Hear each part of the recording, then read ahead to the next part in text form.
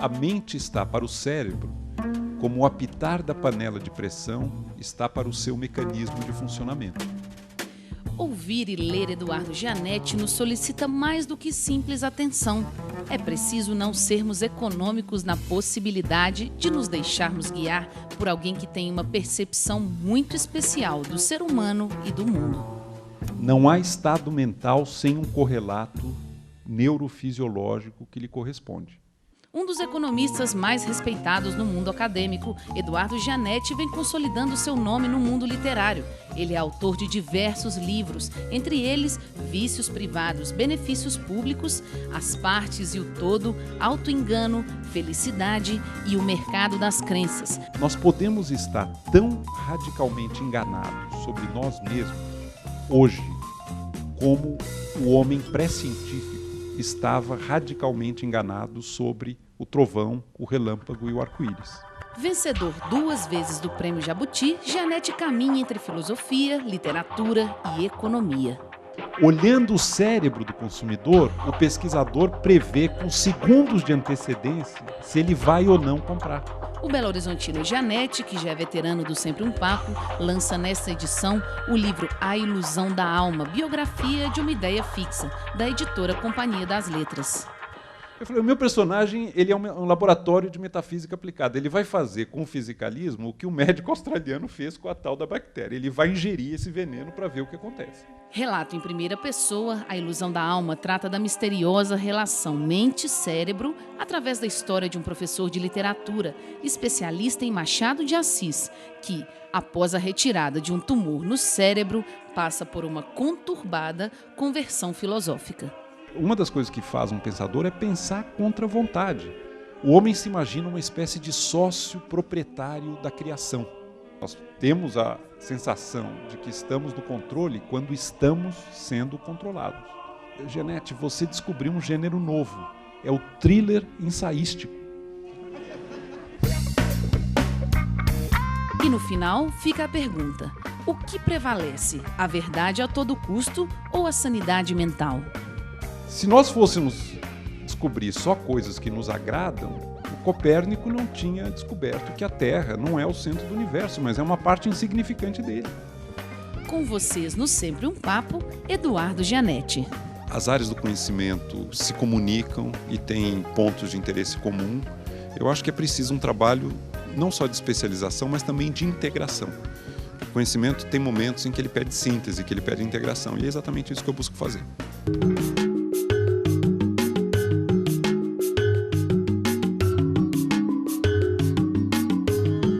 Fala um pouquinho do seu livro, Edu. Vamos começar. Não, esse livro é o seguinte, ele tem um narrador em primeira pessoa, é um jovem professor universitário, mora em Belo Horizonte, especialista em Machado de Assis. Ele está publicando o primeiro livro dele, As Rabugens de Pessimismo em Machado. Até inventei um livro. E aí ele começa a ter problemas mentais. Ele começa a ter ausências, ele tem distúrbios, ele tem uma alucinação pesada. Ele percebe que tem alguma coisa errada com ele, reluta muito em ir ao médico, acaba indo e descobre que tem um tumor cerebral. Isso causa um grande impacto, né? Porque ele, de certa maneira, morre antes de morrer. Ele vê a morte de muito perto. Ele acaba sendo submetido a uma cirurgia, se recupera. O tumor não era muito agressivo, era um tumor razoavelmente benigno. Ele se recupera e tem 3 consequências esse trauma na vida dele. A primeira é que ele fica parcialmente surdo. A segunda é que ele obtém uma aposentadoria por invalidez do Departamento de Letras na Federal de Minas, onde ele era professor. E a terceira é que ele é tomado por uma obsessão de estudo, num tema muito particular, que é o da relação entre o cérebro e a mente. E na terceira parte do livro é a conversão dele a uma ideia muito perturbadora. Ele acaba à revelia se convertendo a uma coisa que é chamado fisicalismo. É uma visão muito perturbadora da condição humana. Nós vamos depois esmiuçar isso aí, mas antecipando e muito rapidamente, a ideia de que a mente está para o cérebro como o apitar da panela de pressão está para o seu mecanismo de funcionamento. Nós temos a intuição, a nossa psicologia intuitiva, é de que a água ferve porque o apito tocou. O mental é que governa o pensamento e as ações. Mas, na verdade, o que ele acaba descobrindo, estudando muito neurociência, é que é o contrário. Não é porque o apito toca que a água ferve. É porque o mecanismo da panela de pressão fez a água ferver que o apito tocou. O mundo consciente, o mundo mental, é um epifenômeno, é um fenômeno de superfície irrelevante para explicar o que se passa no mundo físico. Tudo que se passa conosco e na nossa consciência é o produto da interação de bilhões de células nervosas no nosso cérebro. O cérebro humano é um órgão de extraordinária complexidade, o mais intrincado e intrigante de que se tem registro. No entanto, isso não faz dele uma milagrosa caixa preta, um órgão extranatural, regido por princípios estranhos a tudo que sabemos sobre o mundo e que teria, de algum modo, ficado isento das leis naturais de causa e efeito ou das relações de tempo e espaço que se verificam no resto da natureza. O que você leu para escrever esse livro, Edu? Afonso, é quase embaraçoso responder isso, porque eu estou há 30 anos com o meu radar de pesquisador ligado nesse tema. Na minha tese de doutorado, se alguém se desse ao trabalho de olhar, já tem 2 capítulos sobre o fisicalismo. Eu estudei muito um filósofo francês do iluminismo chamado Lamétrie, que escreveu um livro no século XVIII chamado O Homem-Máquina. Foi o autor mais perseguido do iluminismo europeu. E olha que a competição não é fácil, hein? O cara realmente conseguiu incomodar todas as religiões, até as que viviam brigando entre si. E eu pus isso na minha tese de doutorado, numa tese acadêmica de economia. Eu fiz um capítulo sobre o homem-máquina. Eu quase fui reprovado por causa do Lamétrie, porque eles acharam aquilo tão estranho. O mercado das crenças. Que depois virou o mercado das crenças. Os meus examinadores acharam aquilo tão estranho que eu quase fui reprovado. Eu passei um belo de um sufoco. E eu fiquei com isso atravessado na garganta. Eu só passei porque no exame oral eu mostrei que eu não era tão pateta ou maluco como eu parecia ser. No exame oral eu consegui me defender razoavelmente bem. Mas eu fiquei com esse assunto realmente no meu sistema, desde pelo menos a tese, que é meados dos anos 80. E depois veio muita coisa. Né? Veio o avanço da neurociência, as novas técnicas de visualização do cérebro em tempo real, veio a psicologia evolucionária, veio até a neuroeconomia. Imagina, quando eu escrevi minha tese lá nos anos 80, neuroeconomia era uma coisa que nem existia essa palavra. Neuroeconomia é a tentativa de entender a ação humana, né, na vida prática à luz do que se passa no cérebro. Aí eu falei, quer saber de uma coisa? Eu vou voltar a esse tema. E eu vou voltar a esse tema num tratamento de narrativa, porque eu não quero discutir se o fisicalismo é verdadeiro ou falso. Não é uma tese acadêmica sobre a validade ou falsidade de uma conjectura. O que eu quero saber é o que acontece com a vida de alguém que passa a acreditar nisso. Qual é a experiência de vida de alguém que passa a levar isso realmente a sério? Porque eu estou cansado de conhecer cientistas, biólogos que se declaram fisicalistas, mas vivem no dia a dia como se isso não fosse real. Né? No dia a dia, eles retornam para a psicologia intuitiva, para as crenças espontâneas do senso comum, e não se dão ao trabalho de tentar aproximar o que eles acreditam no laboratório com o que se passa de fato na vida deles. Eu falei, vamos fazer eu pensei o seguinte, eu vou fazer um laboratório de metafísica aplicada. Meu personagem é isso. E eu me inspirei até num médico australiano, essa história é curiosa. Esse médico australiano ele tinha uma hipótese sobre a causa da úlcera estomacal, que não era nada psicossomático, não era um desbalanceamento de suco gástricos, nada disso, era uma bactéria. Mas como é que ele ia provar que a bactéria causava a tal da úlcera? Ele ingeriu as bactérias, ele provocou uma úlcera no estômago dele, se ele tivesse errado, ele não ia conseguir curar. Né? E deu certo. O cara provou que a úlcera era causada por aquela bactéria, depois ganhou o prêmio Nobel. Eu falei, o meu personagem ele é um laboratório de metafísica aplicada. Ele vai fazer com o fisicalismo o que o médico australiano fez com a tal da bactéria. Ele vai ingerir esse veneno para ver o que acontece. E é uma coisa altamente perturbadora. Ele é levado a vários becos sem saída e uma situação de fronteira da sanidade. Ele chega muito perto de perder a sanidade. Se a filosofia, entre outros descaminhos, viesse a manter a noção de que talvez pudesse ocorrer a um homem agir de acordo com seus ensinamentos, poder-se-ia tirar daí uma peculiar comédia. Esse assunto, a relação cérebro-mente, está sendo discutido por filósofos, teólogos e psicólogos há 2.500 anos. O que mudou? Mudou que de 20 a 30 anos para cá, nós começamos pela primeira vez a ter resultados empíricos e resultados experimentais baseados em ciência. O que esse personagem faz é o seguinte: vamos fazer um balanço do que vinham discutindo desde o Sócrates e Demócrito, à luz do que a neurociência vai paulatinamente revelando. A genética, a neurociência, a psicologia evolucionária, todas essas áreas novas do conhecimento, mas principalmente a visualização do cérebro em tempo real. Você poder olhar o cérebro enquanto as coisas estão acontecendo. Na época do Freud, tinha tabu até para dissecar cérebro de cadáver. Imagina, não se sabia absolutamente nada desse 1,5 kg de miolos cinzentos que a gente tem no crânio. Não se sabia absolutamente nada, era muito rudimentar. De 20 a 30 anos para cá, você tem ressonância magnética, você tem várias técnicas que estão se sofisticando que permitem começar a abrir essa caixa preta. O que isso tem a nos dizer daquilo tudo que os filósofos vinham debatendo durante 2.500 anos? O meu personagem, na segunda parte do livro, ele faz uma desconstrução neurocientífica do diálogo do Platão dedicado a esse tema, que é o Fédon. O Sócrates apresenta uma visão profundamente mentalista do que se passa com ele, quando ele decide que ele não vai fugir da cadeia, mas vai aceitar a pena que foi imposta a ele pelo júri.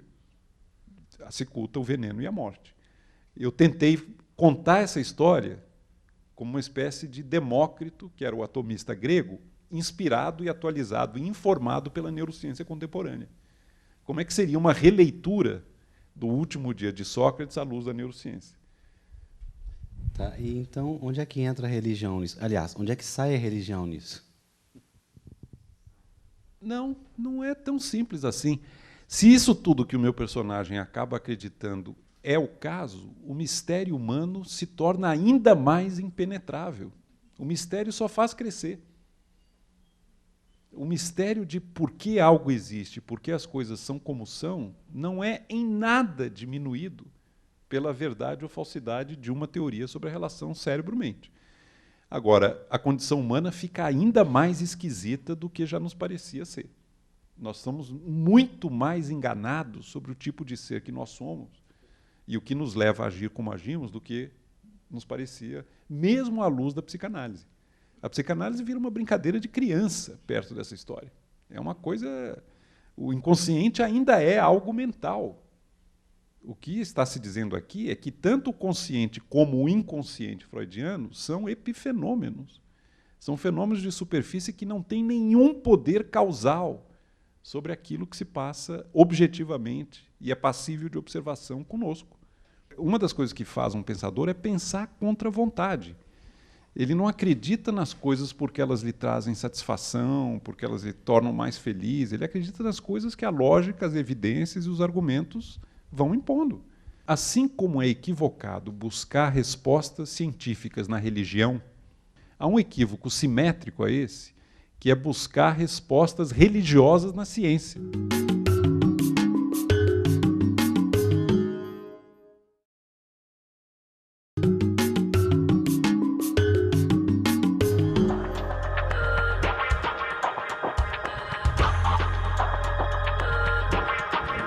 A dualidade é uma dualidade. A dualidade é a seguinte: uma coisa é aquilo de que nós estamos cientes, quando pensamos no que nos vai pela mente, a nossa consciência, aquilo a que nós temos acesso introspectivo, meus estados de consciência. E outra coisa é aquilo que é passível de observação, mensuração e aferição pública. Quando eu ouço um estrondo e me assusto, o susto que eu levo é mental, é a minha experiência interna. O que se passa no meu cérebro e que é correlato à experiência do susto é a dimensão objetiva da minha experiência interna. Não há estado mental sem um correlato neurofisiológico que lhe corresponde. Eu não consigo conceber um estado de consciência, um estado mental, ao qual não esteja associado uma configuração muito particular do cérebro e algo passível de ser observado. São duas dimensões da nossa experiência humana. Aquilo que nós podemos observar, medir e aferir publicamente, e aquilo que nos passa interiormente, enquanto nós vivemos, a nossa subjetividade. Eu uso a dualidade até é o seguinte, quer dizer, uma coisa é a vida humana vivida de dentro é o nosso mundo subjetivo. Quando eu ouço uma música, eu tenho uma série de experiências que eu posso tentar comunicar por palavras, mas que jamais serão diretamente experimentadas por qualquer outra pessoa. É algo que está fechado na minha interioridade. Agora, eu posso mostrar numa tela de alta definição as mudanças que se passam no meu cérebro quando aqueles sons e aquelas vibrações sonoras, pelo meu sentido da audição, alteram as configurações do meu cérebro. São duas realidades. Qual é a relação entre elas?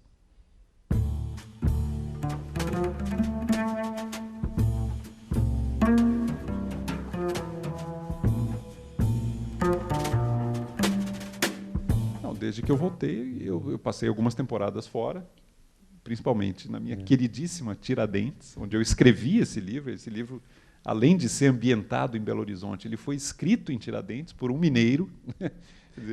É um produto...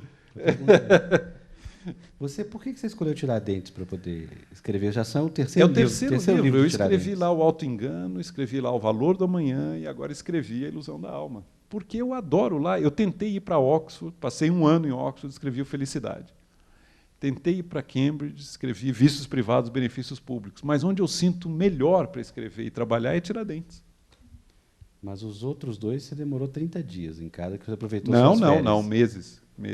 Não, 30 dias não se faz um livro, são meses, sempre. Eu passei meses, mas a vida, para mim, é muito equilibrada em Tiradentes, e tudo lá, para mim, conspira para eu trabalhar no limite da minha possibilidade. Eu adoro ir para lá. E por que você escolheu Belo Horizonte para esse professor viver? Porque eu acho que a figura dele tem uma certa afinidade com uma excentricidade mineira. O Machado, ele era especialista em Machado. O Machado, o Quincas Borba, era o Pangloss de Barbacena. O meu personagem é o Lametri das Alterosas. Eu acho que ele está falando que a gente é doido. O que vocês acham? Mas eu também sou. Ainda bem que nasceu aqui, então não tem problema nenhum. Está tudo em casa. São duas expressões que me encantam. E com uma expressão ele encantou direto. Conversão à revelia. E, ultimamente, eu ouvi uma outra expressão chamada crença na ciência e crença na religião. Aí eu me lembrei que eu nunca vi uma célula no microscópio. Então, realmente, eu creio que a célula é como me disseram. E existe mais de um jeito de você explicar o que o mesmo objeto está sendo visto por duas pessoas. Elas podem até desenhar parecido, mas elas sempre explicam diferente.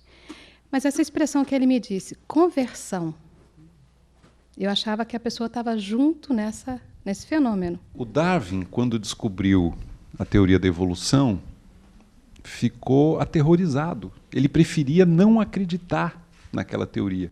Ele escreveu para um amigo dizendo, é como confessar um crime. Ele era religioso. Ele foi, inclusive, ele se preparou para ser membro do clero anglicano. É que o estudo dele como biólogo foi levando ele a uma teoria, à qual ele se converteu, que mostrou que o ser humano não foi criado à imagem de Deus e tem a mesma origem biológica que tudo que existe na Terra, inclusive as bactérias. Foi uma conversão à revelia. Um pensador pensa... uma das coisas que faz um pensador é pensar contra a vontade. Ele não acredita nas coisas porque elas lhe trazem satisfação, porque elas lhe tornam mais feliz. Ele acredita nas coisas que a lógica, as evidências e os argumentos vão impondo. O meu personagem passa por um processo desse tipo. Ele não acredita no fisicalismo porque ele prefere que o mundo seja assim. Ele preferiria que a Terra fosse o centro do universo, ele preferiria que o homem tivesse sido criado especialmente à semelhança de Deus. Ele preferia um monte de coisas, mas ele não consegue acreditar. Ele se converteu à revelia, nesse sentido. Será que a gente escolhe aquilo que a gente acredita? Essa é uma pergunta que cada um pode fazer para si. Eu posso acreditar que eu compus as sinfonias de Mozart no século XVIII? Adoraria, seria delicioso. Eu não consigo. Você faz uma pergunta: se o fisicalismo comprova tanta coisa física e científica com relação à mente e à vida da gente, por que tanto sofrimento? Não, essa é uma pergunta que a ciência não tem como responder. Se tudo começa e termina em bioquímica, por que tanto sofrimento? A ciência não tem como atender a esse anseio humano de sentido. Que sentido as coisas têm em termos humanos? Eu uso o exemplo da morte. Uma pessoa querida morre. A ciência vai ter uma resposta verdadeira, ou muito próxima da verdade, tintim por tintim, acerca da causa da morte daquela pessoa. O porquê daquela morte. Mas o porquê que a gente faz, a pergunta, o porquê daquela morte que nós fazemos como seres humanos, não é entender que foi um AVC que rompeu a veia X ou Y, que deflagrou todo um colapso do organismo e provocou a morte. O porquê? Por que essa pessoa chegou a existir? Por que ela chegou a representar para mim tudo o que ela foi? Qual foi o sentido dessa existência? E essa pergunta eu realmente não vejo como a ciência pode conseguir sequer se aproximar de responder.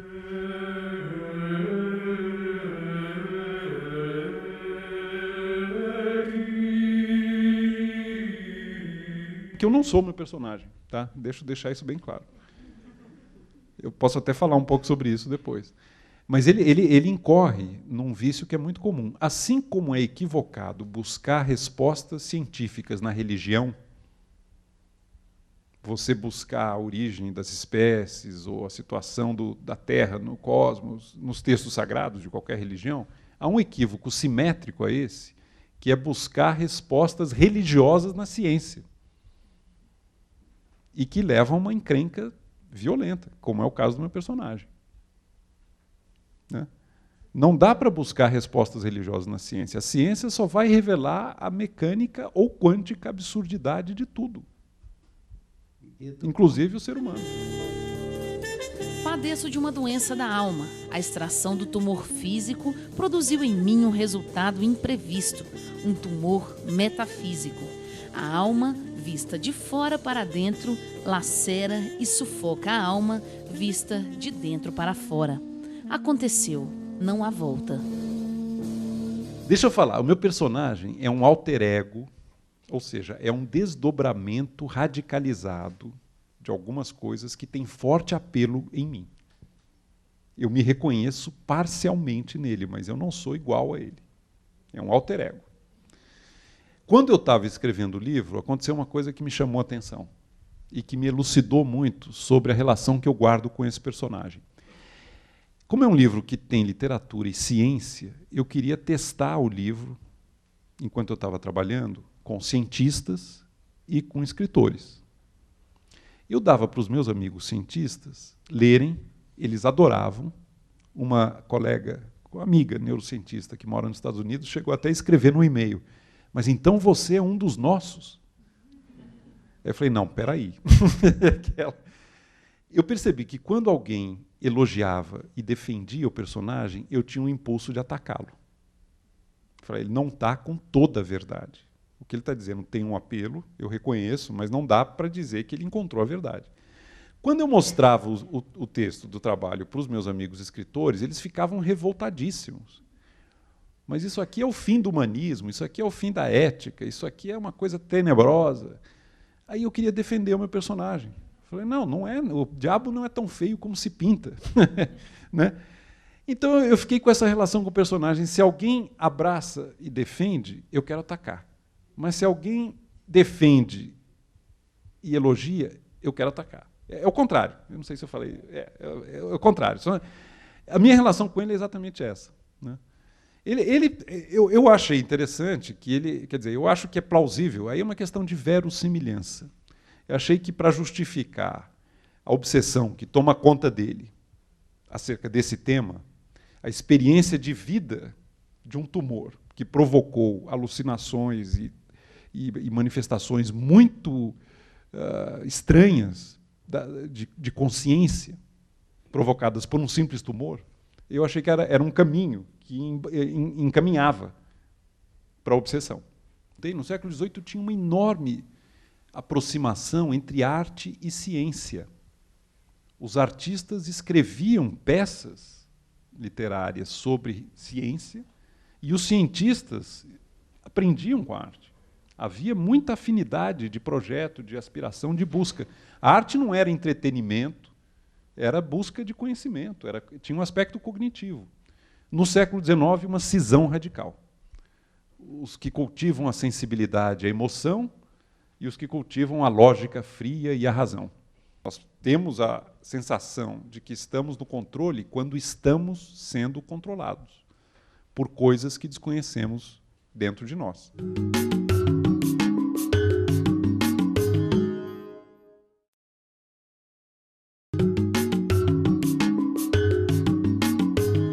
Meu livro Ilusão da Alma é um gênero misto, tem ficção e não ficção. Eu cunhei até uma palavra nova para descrever, que é transficção.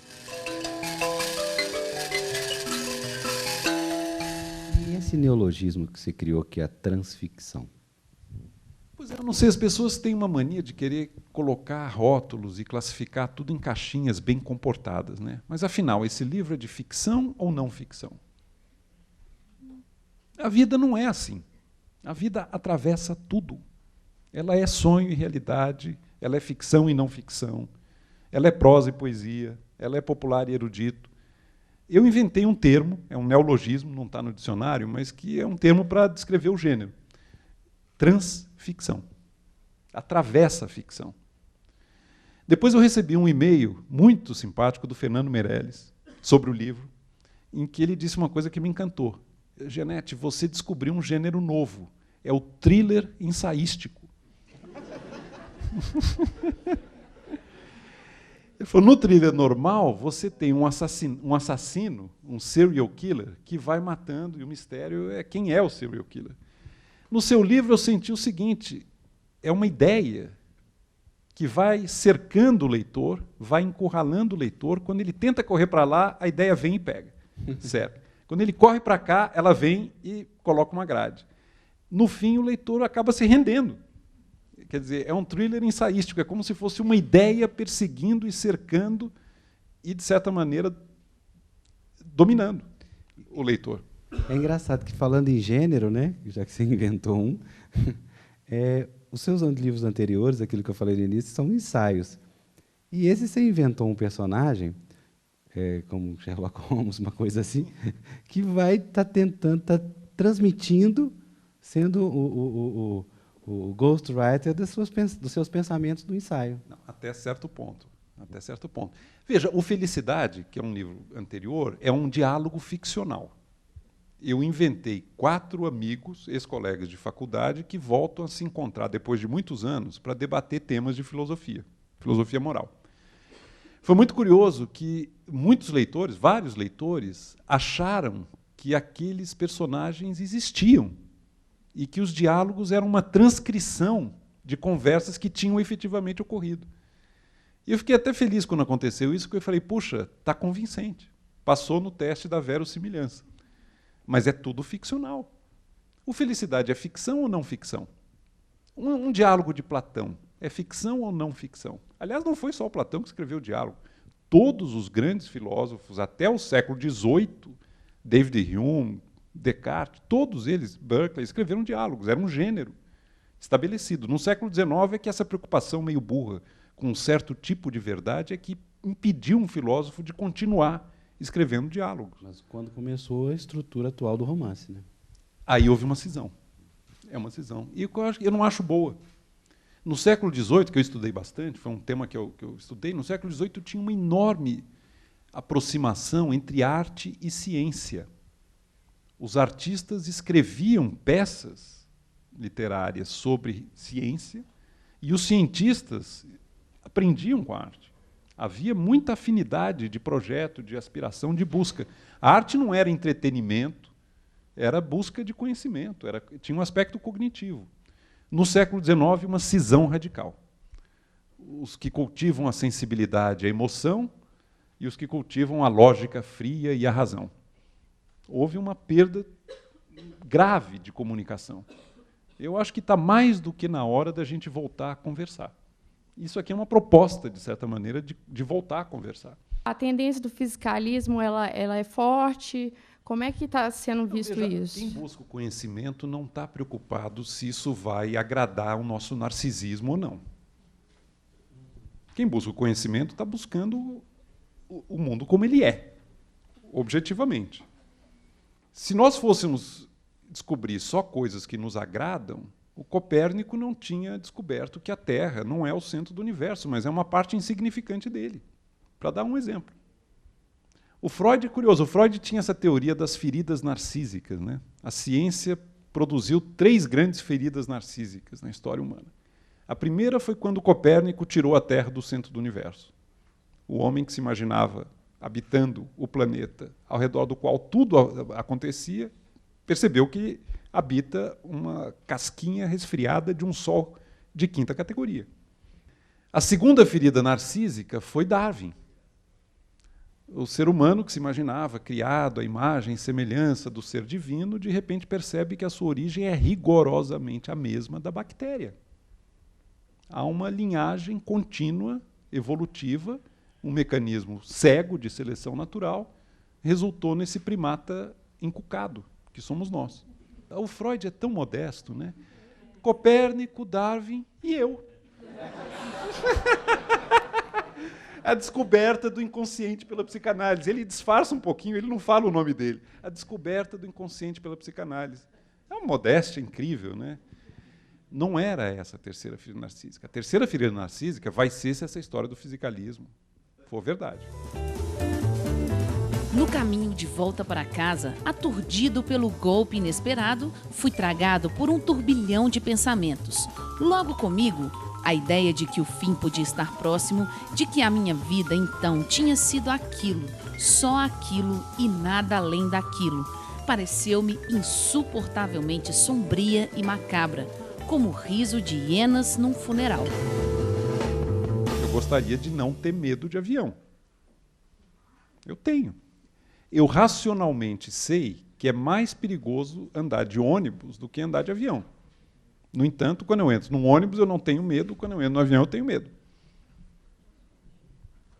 Todas as histórias de amor envolvem algum tipo de conversão. As histórias dramáticas, né? Nunca é sereno o curso do verdadeiro amor, dizia o Shakespeare. Envolvem algum tipo de conversão à revelia. São amores que tomam conta de pessoas e que não se consumam. São conversões à revelia. A vida humana está repleta de situações em que coisas mentais nos acontecem que escapam do nosso controle. O fisicalismo leva isso muito longe. Nós temos a sensação de que estamos no controle quando estamos sendo controlados por coisas que desconhecemos dentro de nós. Para completar, nós podemos, eu acho que essa é a ideia principal do livro, nós podemos estar tão radicalmente enganados sobre nós mesmos hoje como o homem pré-científico estava radicalmente enganado sobre o trovão, o relâmpago e o arco-íris.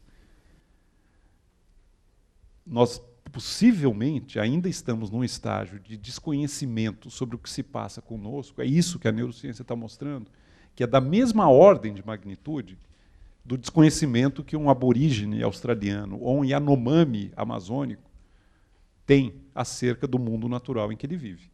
Isso não impediu o aborígene e o Yanomami de continuar vivendo e sobrevivendo e reproduzindo. Mas o avanço do conhecimento mostrou que não precisa espíritos, forças demoníacas, vontades sobrenaturais, nenhum tipo de ente espiritual ou mental para explicar o que ocorre no mundo natural. Nós ainda estamos num estágio aparentemente similar a esse, quando nós pensamos em nós mesmos. Nós estamos imersos num mundo de espessa fantasia, Auto-engano, mito, fábula, lenda e tudo mais. Se o fisicalismo não consegue explicar a presença do mal no mundo, se não seria, não remeteria à ideia de Deus, porque se discutimos sobre justiça e bondade e caridade e misericórdia nesse mundo, se essa discussão já não seria uma confirmação de um ser superior a nós e excelente. Se o fisicalismo é verdadeiro, nós vamos ter que rever profundamente tudo que nós acreditamos acerca da ética. O solo da ética desaparece. Nós vamos ter que nos proteger de pessoas que causam danos. Criminosos, pedófilos, etc. Mas dificilmente nós vamos poder atribuir a elas a responsabilidade moral que hoje nós atribuímos. Né? O Lametris chega a sugerir que os juízes deveriam ser médicos, lá no século XVIII. É muito cedo ainda para dar esse passo, mas se esse programa de pesquisa continuar avançando como vem avançando, nós vamos rever, e já começamos a fazer isso, muita coisa em termos de atribuição de responsabilidade moral. A minha impressão, e que eu achei assim o máximo, né, é a sensação de que você está num momento de clareza mental enorme e que esse livro da ilusão ele é exatamente um chamativo para essa clareza. Você sabe que a questão da clareza, eu busco uma clareza. O Nietzsche reclamava do John Stuart Mill que o John Stuart Mill era de uma clareza ofensiva. Como se ele fosse excessivamente claro. E isso ofendia o leitor. Mas isso é uma visão de um alemão. Né? Eu me pergunto se na ficção a clareza é uma propriedade tão benéfica quanto ela é na reflexão. E isso é alguma coisa sobre a qual eu vou ter que pensar. Eu acho que tem que se manter um compromisso com a clareza, sim. Mas eu gostaria de ser capaz de dizer mais com menos e muitas vezes deixar o dito pelo não dito. Uma das coisas que os leitores da literatura reclamam do meu livro é que é tudo muito explícito demais. Esse é um hábito de trabalho que eu adquiri na academia, nos ensaios, mas que eu não sei se tem lugar em alguém que pretende avançar no campo da criação literária. Talvez eu me torne um pouco menos claro no futuro, é só isso que eu quero dizer. A ideia do fisicalismo é que tudo que se passa na nossa mente tem um correlato neurofisiológico que o explica. E a ínsula é uma área do cérebro que é ativada toda vez que você tem alguma sensação de desconforto, como provocada, por exemplo, por insultos, mau cheiro e desembolso de dinheiro. Olhando a ativação dessas duas áreas do cérebro, o cientista prevê, antes que a própria pessoa tenha ciência do que fará, se vai ou não comprar.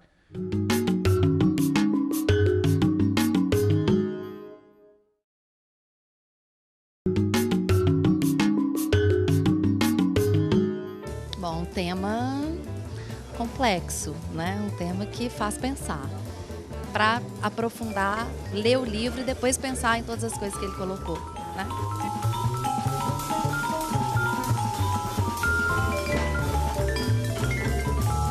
Todo o nosso comportamento é regido simplesmente por sinapses, como todos os reflexos mais simples que a gente tem, né? Como aquela experiência do Pavlov, por exemplo, de que o cachorro vai lá e volta, não sei o quê, etc. Ou seja, então todo o nosso comportamento seria puramente sinapse, coisa orgânica, e aí, então, assim, como é que fica a psicanálise e etc.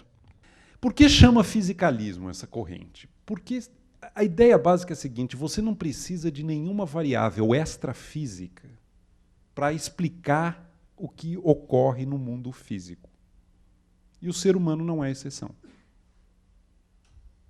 Assim como nós fomos gradualmente aprendendo a entender e explicar tudo o que ocorre no mundo natural ao nosso redor, sem invocar forças de natureza extrafísica, espíritos, vontades, forças demoníacas, qualquer coisa que não seja passível de observação e aferição pública, assim como nós fizemos isso em relação ao mundo natural, nós estamos agora começando a fazer isso em relação a nós mesmos. Então, tem muitos exemplos, tem muita coisa, mas, Por exemplo, tem neurocirurgiões como Libet, como Penfield, que pegavam carona em neurocirurgias. Eles eram mais neurocientistas, não eram neurocirurgiões. Pegavam carona em neurocirurgias para fazer experimentos com o cérebro exposto de quem estava sofrendo uma cirurgia. Uma lobotomia para curar a epilepsia, por exemplo, na década de 60, 70. Eles iam lá com um eletrodo.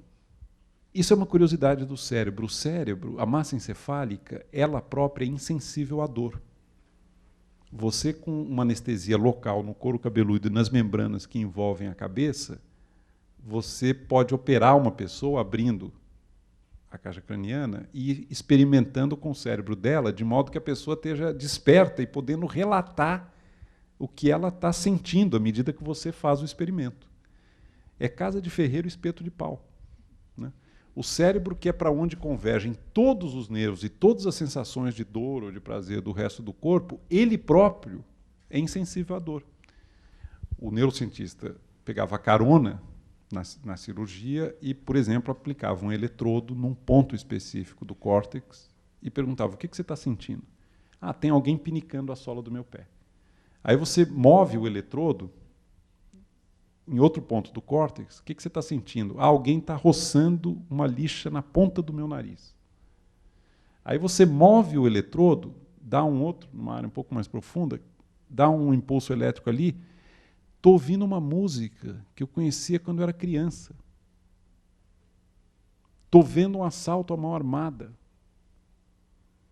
Você produz estados mentais por meio de interferências externas num cérebro, com impulsos elétricos em pontos particulares. Tem relatos muito impressionantes disso. Né? A ideia do fisicalismo é que tudo que se passa na nossa mente tem um correlato neurofisiológico que o explica. Nós temos a sensação de que é o nosso eu soberano que está controlando o nosso pensamento e as nossas ações, mas, na verdade, não existe um eu soberano. Não tem nenhum lugar lá dentro da sua cabeça em que você vai abrir, ali está o eu. O Afonso. Olha lá o Afonso. Não existe isso. Aliás, não dá para dizer nem... a uma certa altura, meu personagem diz o seguinte: eu sou a experiência que o meu cérebro tem de si mesmo. Aí ele para e pergunta: mas espera aí, meu cérebro? Meu de quem?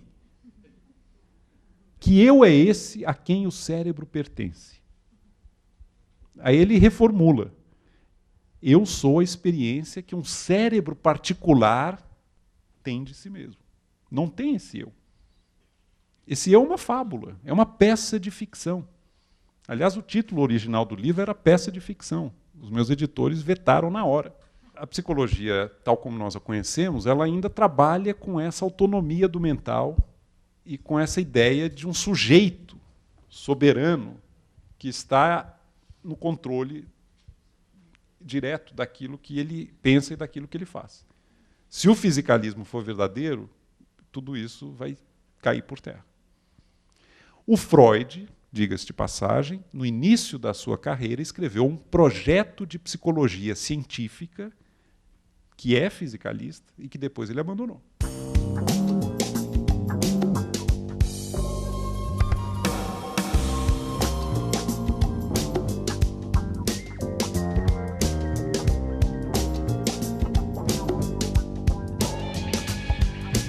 A Ilusão da Alma é um título que reflete duas coisas, quer dizer, a ideia de que a alma é uma ilusão e é uma ilusão que a alma tem sobre si mesma, uma ilusão particular da alma, uma ilusão da alma.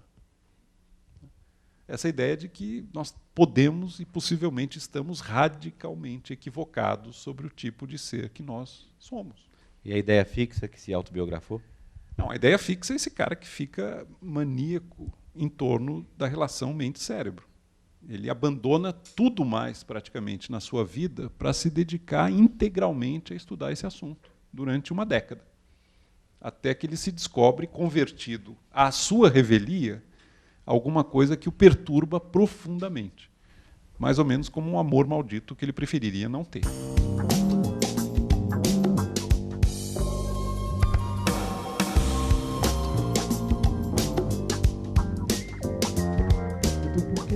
você estilisticamente adotou essa ideia de fazer a primeira parte do livro em primeira pessoa, a segunda parte em segunda, e depois uma coisa filosófica? Não, as 3 partes, Afonso, são primeira pessoa e cadernos de estudo. A primeira pessoa, ele conta o que aconteceu com ele, e nos cadernos de estudo, ele está fazendo anotações do que ele vinha aprendendo e do que ele estava pensando. Só que na primeira parte, a tônica dominante é a narrativa em primeira pessoa, na segunda é os cadernos de estudo, embora entremeado com trechos de narrativa, e na terceira, eu espero que os leitores cheguem lá, na terceira é, de novo, pesadamente narrativa. Inclusive, rola um romance, pessoal. Olha só. Eu não vou adiantar, mas ele tem uma situação intensa de envolvimento afetivo e tenta entender aquilo neurocientificamente. Está se transformando, por menos que ele não queira, ele está se transformando num ficcionista.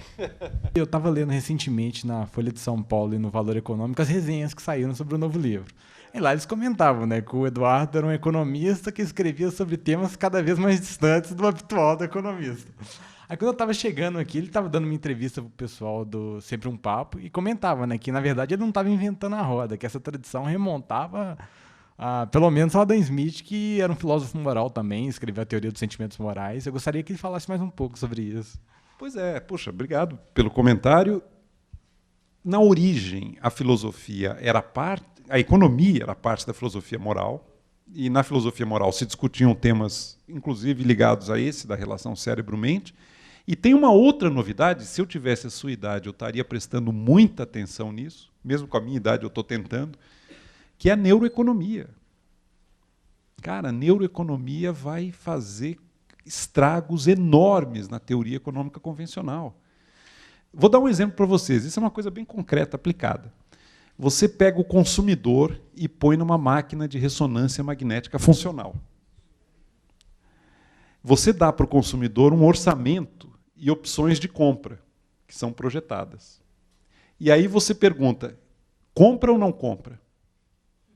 Olhando o cérebro do consumidor, o pesquisador prevê com segundos de antecedência se ele vai ou não comprar, pelas áreas do cérebro que são ativadas. Núcleos accumbens e ínsula.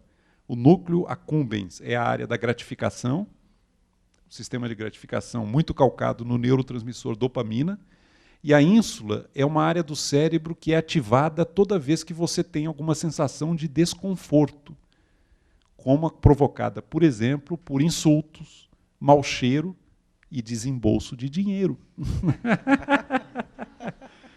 Olhando a ativação dessas duas áreas do cérebro, o cientista prevê, antes que a própria pessoa tenha ciência do que fará, se vai ou não comprar.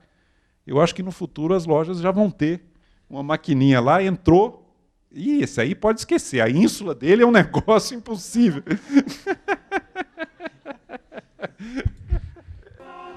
Os homens têm de saber que é do cérebro, e tão somente dele, que surgem nossos prazeres, alegrias, risos e divertimentos, bem como nossas tristezas, dores, pesares e lágrimas. É por meio dele, em particular, que somos capazes de pensar, ver e ouvir, e de distinguir o feio do belo, o mal do bom, o prazeroso do desprazeroso. É no cérebro ainda que se dão a loucura e o delírio, assim como é ele que inspira temores e medos à noite ou de dia, que causa a insônia e o sonambulismo, pensamentos que não vêm, amnésia, deveres esquecidos e excentricidades. Todas essas coisas de que padecemos provêm de uma condição enferma do cérebro. Ele pode estar mais aquecido ou mais frio do que deveria estar, ou úmido ou seco em demasia, ou em algum outro estado anormal. Até aqui é o Hipócrates, no século V a.C. Vamos dar um salto de 2.500 anos e ouvir o que diz o Francis Crick, co-descobridor do DNA. Eu vou ler mais um trechinho do meu livro. O que Hipócrates jamais poderia supor é que cerca de 2.500 anos depois da sua descoberta, A busca fervorosa do sagrado e da salvação pela fé religiosa é que viriam a ser explicadas, eu cito as palavras do Crick, como consequência de um certo tipo de epilepsia na chamada área temporal do cérebro. Pessoas, eu estou citando, pessoas com esse tipo de epilepsia frequentemente tendem a ter um comportamento religioso exagerado. Uma figura histórica como São Paulo foi quase certamente epilética. Em tempos mais recentes, Dostoiévski foi com certeza epilético. Muitos experimentos estão sendo feitos para ver se é possível induzir experiências religiosas excitando-se o cérebro. Nós podemos estar radicalmente enganados sobre a nossa situação no universo, nos imaginando autônomos e capazes de criar, quando na verdade nós somos seres passivos. O homem se imagina uma espécie de sócio proprietário da criação. Sócio minoritário, vai lá. Mas sócio proprietário. Provavelmente, se isso aqui é verdade, ele nem sócio minoritário ele é. De toda a minha família, de pai e de mãe, tem raízes profundamente mineiras. Eu sou a primeira... Eu vou te dizer, embora eu tenha crescido em São Paulo, eu sempre achei o ambiente da minha casa um pedacinho de Minas em São Paulo. Era um enclave de Minas em São Paulo. Agora, pessoalmente, eu me encanto cada vez mais com a ideia de, eventualmente, vir morar em Tiradentes. Eu gosto muito de lá. E se as pessoas soubessem a quantidade de vezes que eu reescrevo uma sentença antes de considerá-la apta a ficar como está, provavelmente me internava no hospício ou teria dó de mim.